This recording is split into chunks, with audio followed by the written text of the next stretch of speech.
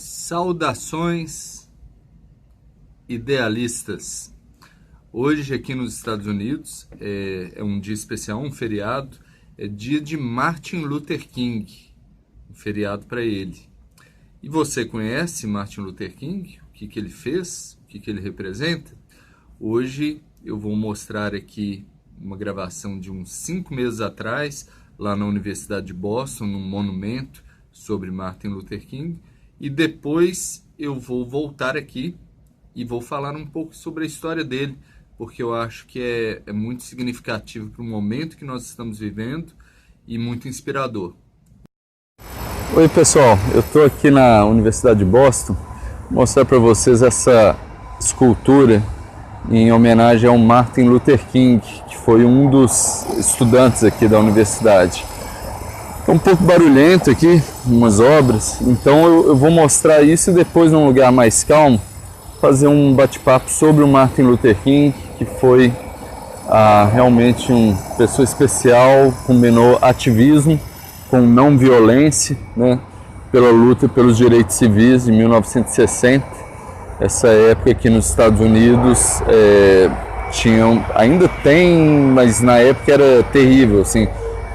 As pessoas de cor não poderiam nem sentar no mesmo lugar que os brancos no ônibus, né? Tinha um espaço reservado para eles, enfim, terrível. E eu quero mostrar um pouco aqui, ó. Depois eu vou gravar. O Martin Luther King foi Nobel da Paz, né? Morreu em 1968, assassinado. E algumas frases sensacionais, né? Uma delas, essa daqui, que a gente deve chegar à conclusão que no final a sociedade que a gente quer é uma sociedade de paz, que não vai ser para o branco ou para o preto. É uma sociedade que será o dia do homem como um homem, né? Ele falou também que a gente não combate ódio com ódio, combate ódio com amor. A única maneira de combater a treva é com luz. Faz muito sentido hoje em dia também, né? Esse daqui, aqui ele está falando que muito mais do que ser algo utópico de um sonhador, o comando, né? A obrigação, o mandamento de amar ao seu inimigo é uma necessidade absoluta para a nossa sobrevivência. Também muito necessário no dia de hoje, né? Como que a gente vai amar aqueles que nos fazem mal, né? Os inimigos e tudo mais. Mas se não tiver esse amor, eu acho que a gente não dá conta de resolver os graves desafios que a gente tem hoje, né? E aqui desse lado essa frase, ela fala que um indivíduo que vai contra a lei em algo que é injusto e que está disposto a aceitar a penalidade, ser preso, quando ele faz isso para aumentar a consciência de uma comunidade sobre as injustiças que essa comunidade está submetida, na realidade, essa pessoa está mostrando maior respeito pela lei. É uma das frases dele também. Vou num lugar mais calmo, mas eu quero deixar registrado aqui essa imagem, né, de várias aves, parece, formando uma ave, sobre o Martin Luther King, e conversar sobre ele aí na sequência. E o que a gente aprende dele, tá bom? Até daqui a pouco. Bom, espero que vocês tenham gostado dessa visita na Universidade de Boston, onde o Martin Luther King estudou. Ele fez o doutorado dele de teologia e onde ele começou também a sua carreira na igreja, né, como um pregador. E eu vou contar um pouco agora da história dele, que eu acho que vai inspirar muita gente, porque Os anos que ele viveu, 1950 e 1960, eram anos bem terríveis nos Estados Unidos. Havia um grande problema de segregação racial. Para vocês terem ideia, nas universidades, principalmente em estados do Sul, tem uma tradição, uma história ligada à escravidão, então são mais racistas, né? Enquanto o Norte é mais progressista. Mas nesses estados, nas universidades, você não poderia ter estudantes de cor. E a mesma situação num ônibus, tinha um espaço delimitado para pessoas de cor e outro para as pessoas brancas, não se misturavam. Nos restaurantes, cafeteria, bares, o dono ele poderia recusar uma pessoa de cor, né? Então, muitas vezes a pessoa ia lá, ela comprava e levava para comer fora, porque ela não poderia sentar na mesa. Então, coisas terríveis, né? Coisas assim que ferem a dignidade, para não dizer da liberdade, né, das pessoas, e demonstra aí um racismo, algo que hoje é impensável, né? Qualquer um em sã consciência olharia para isso e falaria que absurdo. Mas naquela época não. Naquela época era a lei. O Estado estava a favor disso, né? E o que o Martin Luther King fez foi lutar então contra o Estado, né? Até a gente viu uma das frases dele que dizia a respeito, olha, se a lei ela não é justa, então a pessoa que vai contra a lei é a pessoa que tem mais respeito pela lei, né? E é isso um pouco da história dele. Ele começou realmente, né, assim, explodiu o ativismo dele, que ele ficou famoso, quando houve o caso lá no Alabama da Rosa Parks, uma mulher de cor, que se recusou a obedecer e a ceder o assento dela no ônibus. E isso causou um rebuliço e causou também uma comoção para falar, não, olha, nós somos contra esse absurdo e se é para ser preso, vamos ser presos, né? E o Martin Luther King foi um dos líderes que apoiou e entrou em um processo jurídico contra o Estado e se deixou prender, né, a favor disso. Então ele foi preso, está aí uma foto dele sendo fichado na prisão, e ele negou a fiança, né? Então ele tinha uma opção de pagar $1.500 no valor de hoje, que seriam $150 no valor da época, ou ficar preso por 45 dias. E ele escolheu ficar preso por 45 dias como uma forma de protesto.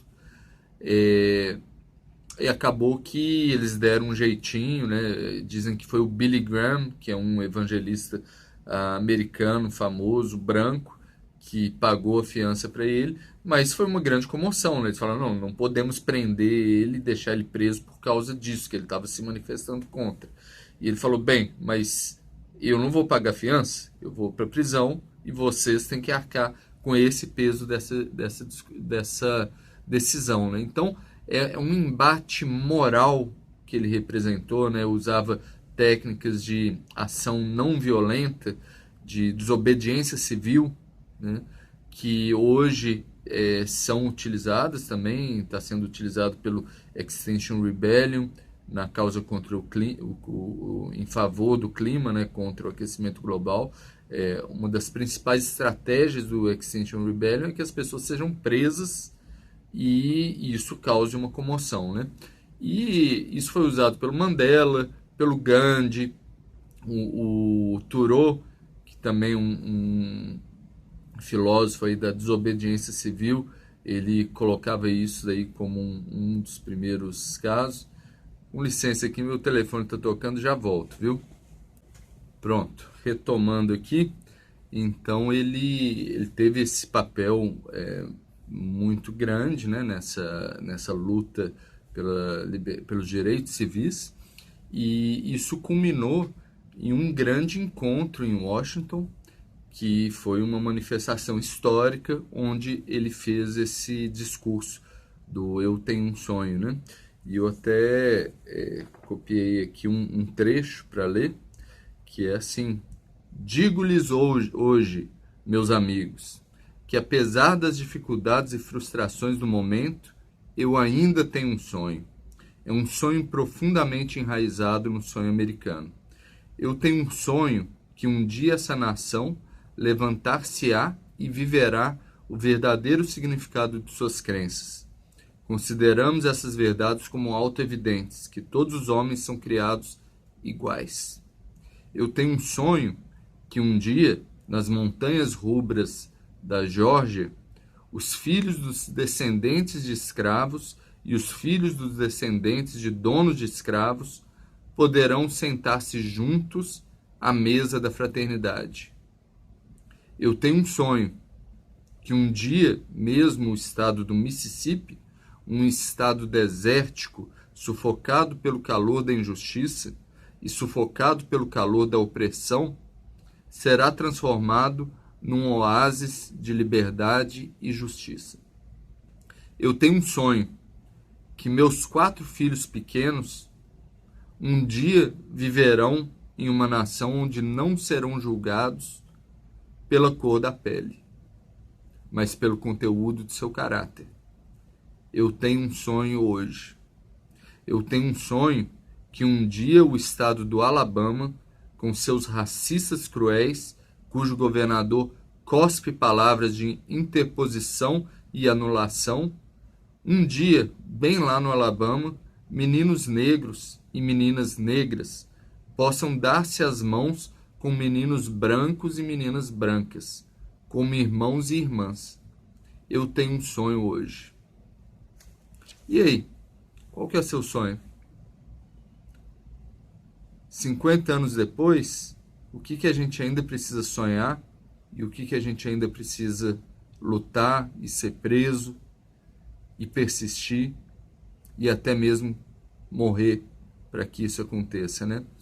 Bem, agora você sabe uma coisa interessante de como Martin Luther King morreu, porque ele teve um presságio. Diz a história que ele já estava sendo ameaçado de morte por causa de todo o ativismo dele, todas as manifestações, e ele viajou para o Memphis, foi onde ele morreu com um tiro na cabeça. E as pessoas perguntavam para ele, né? E aí, como é que você, com essas ameaças todas de morte, como que vai ser? O que vai acontecer com você quando um doente branco, né, uma pessoa desajustada, né, fizer alguma coisa? E aí ele respondeu assim: olha, eu não sei o que vai acontecer agora. Nós temos alguns dias difíceis pela frente.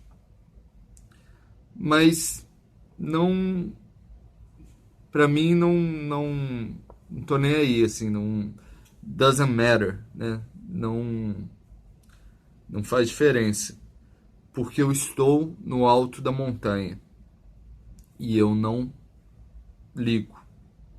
Como qualquer um, eu gostaria de viver uma vida longa. Longevidade tem o seu lugar. Mas eu não estou preocupado com isso agora. Eu só quero fazer a vontade de Deus. E Ele me permitiu subir até o topo da montanha. E eu olhei lá de cima. E eu vi a terra prometida. E talvez eu não chegue lá com você. Mas eu quero que você saiba hoje à noite que nós, como um povo, nós vamos chegar na terra prometida. Então, eu estou feliz hoje. Eu não estou preocupado com qualquer coisa. Eu não estou com medo do homem, dos homens, né, de qualquer homem. Meus olhos viram a glória do Senhor que chega.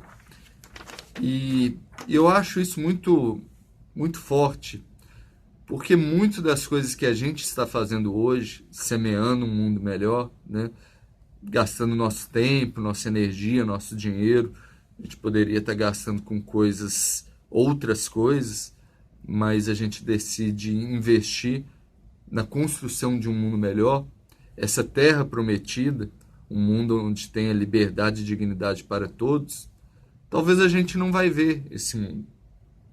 Mas de hoje, quando a gente sobe em cima da montanha, né? Se a gente se eleva para próximo de Deus, no sentido figurativo, a gente consegue enxergar, imaginar como que seria um mundo melhor depois que tudo isso seja feito, como que é a Terra Prometida.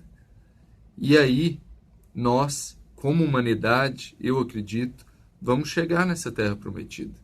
Mas a gente precisa atuar hoje, com a mesma disposição que o Martin Luther King, né? Sendo preso, não tendo medo da morte, tendo sonhos e lutando pelo que a gente acredita que é o certo.